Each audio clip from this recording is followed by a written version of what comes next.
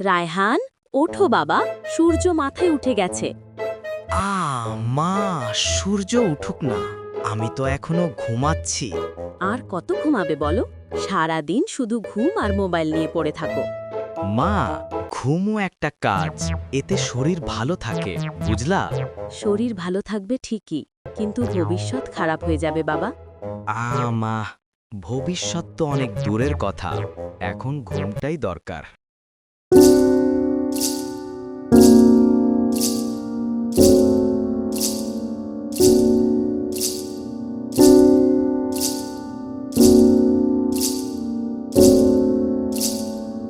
রায়হান, আজ দুপুরে কি খাবে জানো? কি মা, কি রান্না হবে আজ? তুমি কাজ করলে রুই মাছ, না করলে ডিম ভাজি। রুই মাছ? তাহলে আমি এখনই স্কুলে যাচ্ছি মা। এই তো আমার ছেলে, যে কাজ করে সেই আনন্দে থাকে।